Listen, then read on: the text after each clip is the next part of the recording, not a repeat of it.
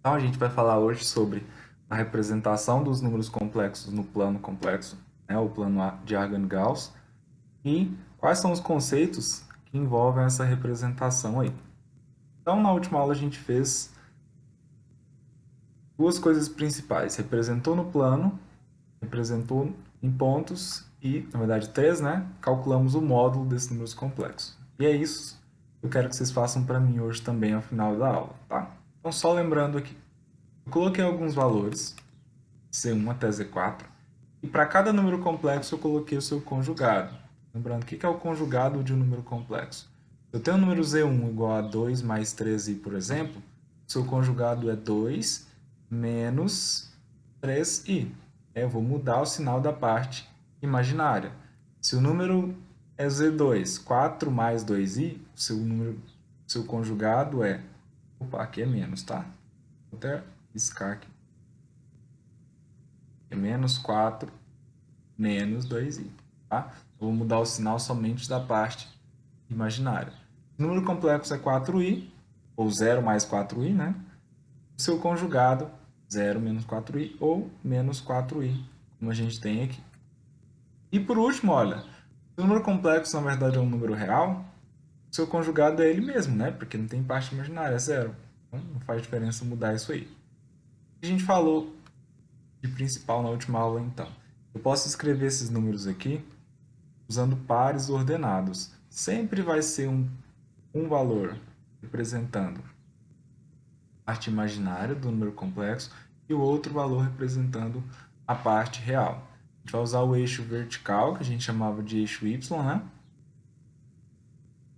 Mais comumente, para usar os valores da parte imaginária, e o horizontal vai ser os valores do x que a gente usava anteriormente. E por que para ordenado? Sempre tem uma ordem, né? Antes era x, y. Agora vai ser a parte real e depois sempre vai ser assim, beleza? Então nós temos aqui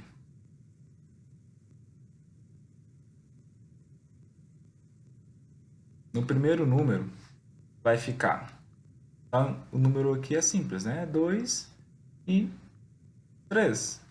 Esse é o ponto que eu vou marcar e ele vai indicar o número Z1. O conjugado do número Z1 vai ser o número 2, o par, perdão, 2 e menos 3. E assim por diante. Olha o número Z2. Eu posso escrever ele assim na forma algébrica ou assim, menos 4 e 2. E o número Z2 barra aqui, o conjugado, posso escrever menos 4 e menos 2 para o conjugado. Mesma coisa com os outros. Quando não aparece nada, é porque é zero. Então, esse só tem a parte imaginária. Então, vai ser 0 para a parte real e 4 para a parte imaginária. Do mesmo jeito, seu conjugado vai ser 0 para a parte real e menos 4 para a parte imaginária. E o número real é sempre o número e 0. 3 e 0, 3 e 0. Porque só tem a parte real. Como é que eu faço para marcar isso no plano? Do mesmo jeito que a gente fazia anteriormente, né? Com o plano real. Só que agora é um valor indica a parte real e outro valor indica a parte imaginária. Então, por exemplo, Z1, 2 e 3. Horizontal 2 e vertical 3. Então, vou ter um pontinho bem aqui, ó. Aqui é o meu Z1. Depois, Z1 barra, o conjugado dele. 2 real, 3 imaginário, tá? Acho mais fácil falar x e y, tá? Então sempre vou falar assim do que falar real e imaginário, tá? Então vou falar primeiro x, depois o y. Então x, 2, y, 3. Acho mais fácil associar assim, né? 2 e menos 3, aliás. Botei aqui, ó. Aqui é o conjugado do número Z1. Vou marcar todos os outros, tá? Z2, menos 4 e 2. Então, menos 4x e 2y. Aqui eu tenho o Z2. E o conjugado, menos 4 e menos 2. Então, aqui no mesmo menos 4, só que agora para baixo, aqui. O que a gente falou na última aula? O número complexo e o conjugado dele no plano são reflexos em relação ao eixo horizontal. Olha, a partir do 2 eu subi 3 e depois a partir do 2 eu desci 3, no caso do Z1 e o conjugado dele. É como se a linha horizontal fosse um espelho. Em uma parte o número e na outra parte o conjugado desse número aqui. Os outros valores são, no caso do Z3 aqui, ele é imaginário puro, e no caso do Z4 ele é um número real. O que vai acontecer? Eu tenho aqui os eixos imaginário e real, né?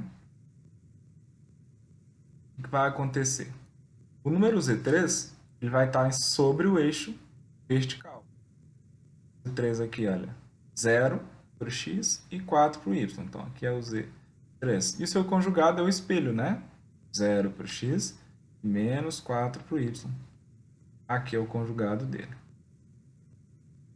E por último, o número real, né? Então, se o número é 3, eu vou marcar na reta real. 3, aqui é o Z4 e menos e só aqui, né? Ele e o conjugado dele são iguais, então eu vou deixar só o Z4 aqui. Beleza? Até aqui. Tranquilo? Alguma dúvida até aqui? Vamos trocar para os pares e marcar no plano?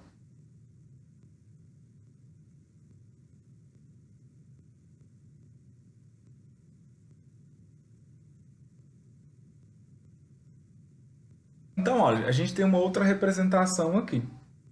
Pode acontecer de nos problemas estar escrito assim também, olha. Por exemplo, em vez de estar escrito, vamos pegar dois exemplos aqui. 2 mais 3i mais... São aleatórios os exemplos, tá? 4 mais 5i. Em vez de estar escrito assim, uma observação é que pode estar escrito assim, olha. 2 e 3 mais 4 e 5, tá? O que eu tenho que entender nisso aqui? Que isso aqui representa uma soma de dois números complexos. Aí, como é que eu faço para somar os pares? Eu vou escrever de novo. Vou voltar para cá, escrever desse jeito e somar. Ou, se eu souber, se eu conseguir lembrar que é parte real com parte real, parte imaginária, eu simplesmente vou juntar o 2, o 4, o 3 e o 5. Tá? Dá na mesma. Tem que tomar cuidado para multiplicação e para divisão, tá? Nesses dois casos, então, por exemplo, se fosse assim, ó, 2 e 3 vezes 4 e 5. Se fosse assim, eu aconselho vocês a voltar para a parte algébrica, tá? Escrever desse jeito aqui e depois fazer a multiplicação. Aqui vai ficar mais fácil combinar, distribuir as multiplicações, ver o que tem i com o que não tem i. Tá? Lembra que quando aparece o i ao quadrado, muda o sinal, então eu aconselho vocês a reescreverem assim. 2 mais 3i vezes 4 mais 5i e depois resolver, né? Tem que multiplicar aqui todo mundo com todo mundo e assim por diante, tá?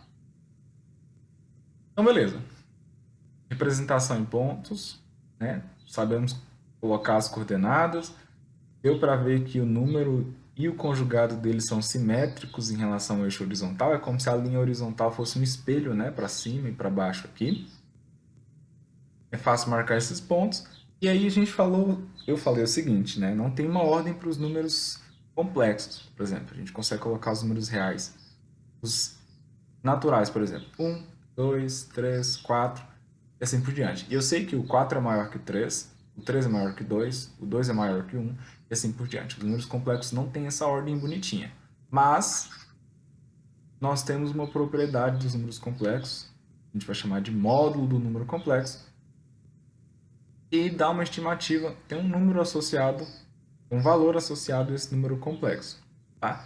Nós discutimos na última aula, como vocês mesmos disseram, que o módulo de um número complexo é a distância da origem, ou do zero aqui, até o ponto que indica esse número.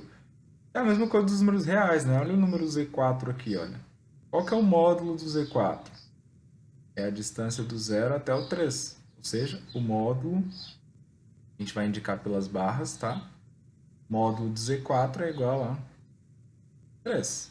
Beleza. Está em cima da linha, eu consigo calcular.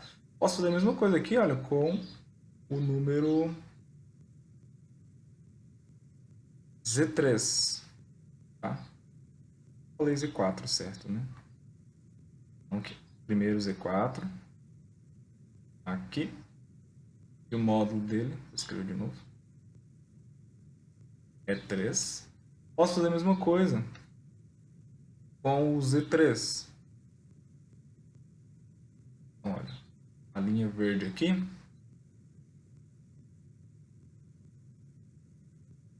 Poxa. Eu sei que a distância aqui não precisa calcular. O módulo do Z3 é 4. A mesma coisa, o módulo do Z3 barra do conjugado dele também é 4. A questão é esses outros valores aqui, ó, por exemplo, o Z1. Qual que é o módulo do Z1? E para isso a gente fez o seguinte na última aula. Para calcular módulos, nós usamos a seguinte regra. O módulo de um número complexo, posso escrever assim, né? A ao quadrado é A ao quadrado mais B ao quadrado. E o que é esse A e esse B aqui? Né? O número complexo, ele é A mais BI. Então, é sempre a parte real ao quadrado mais a parte imaginária ao quadrado. Olha essa expressãozinha que a gente fez aqui, ó. É bem parecido com hipotenusa ao quadrado é igual a cateto ao quadrado mais cateto ao quadrado. Na verdade, não é bem parecido, não. É essa formulazinha aqui, né? O teorema de Pitágoras. A gente vai usar ele. A gente está calculando a distância entre dois pontos. E como a gente viu na última aula, se um dos pontos é a origem, é 0, 0, não preciso me preocupar com aqueles valores lá. Então, a gente vai usar só o valor do A e do B aqui para calcular o módulo de todos os números complexos. Então, se eu fizer alguns aqui, olha, por exemplo, o módulo do Z1. Vou colocar aqui, Z1 barra. Ah, eu posso escrever assim. E vocês vão encontrar muitas das vezes escrito assim também, né? Direto. Módulo é raiz ao quadrado mais B ao quadrado. E é do jeito que eu vou escrever aqui, olha. O módulo do Z1 é raiz quadrada de 2 ao quadrado mais 3 ao quadrado. Isso aqui é a raiz quadrada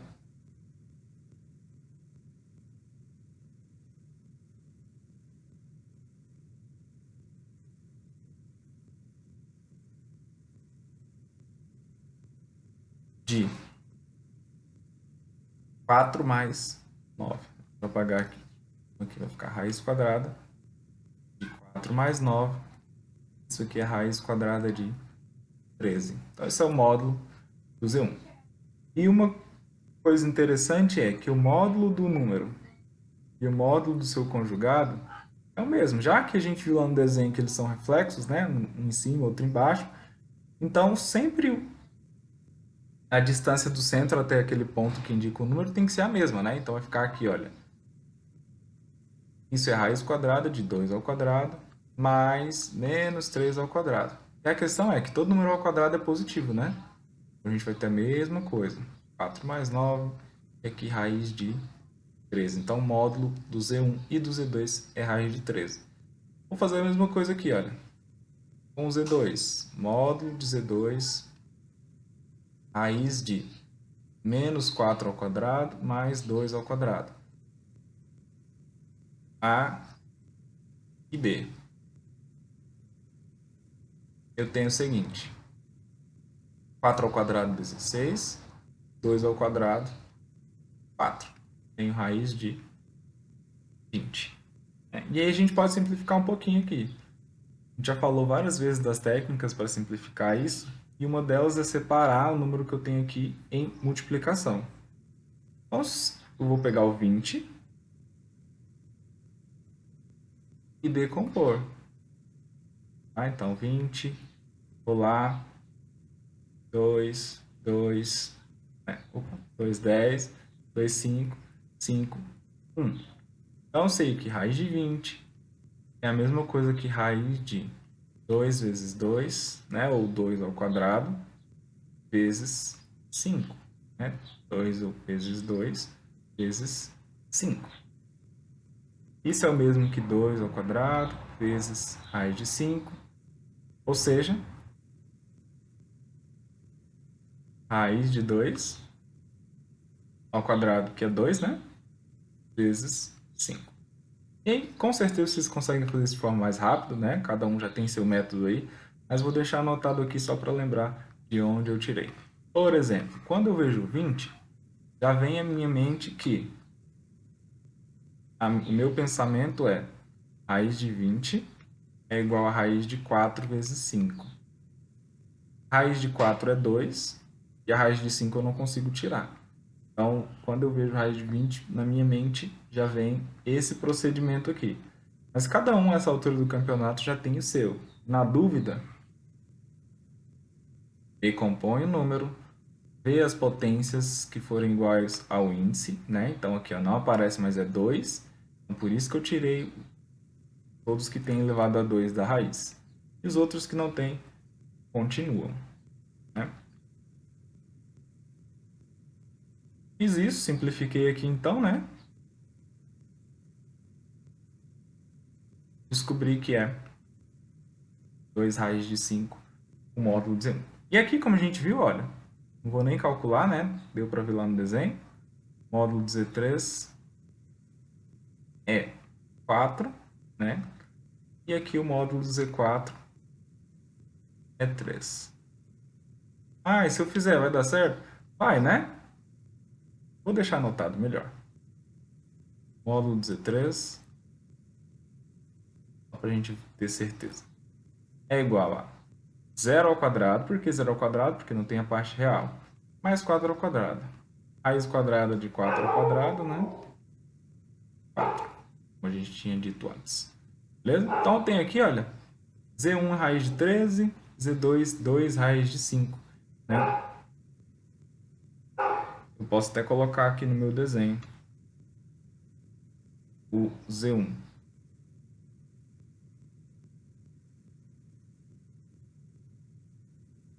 Esse tamanhozinho aqui, olha, é raiz de 13. Para baixo também, né? Dele e do seu conjugado. É raiz de 13. E do Z2, 2 raiz de 5, né? Que a gente descobriu. Então, do centro até... Opa! Do centro até aqui, 2 raiz de 5. E a mesma coisa para o lado de cima. Daqui até aqui, 2 raiz de 5 também. Essa é a medida. Beleza? Então a gente já sabe. Escrever o número na forma algébrica. Passar para os pontos. E se for preciso voltar também, né? Como a gente viu. Em alguns casos eu precisar voltar, principalmente para fazer as operações. Sabemos representar no plano. E, se for preciso, calcular o módulo de um número complexo. Então, lembrando que um número e seu conjugado tem sempre o mesmo módulo. E é isso que vocês vão precisar para os exercícios da aula de hoje.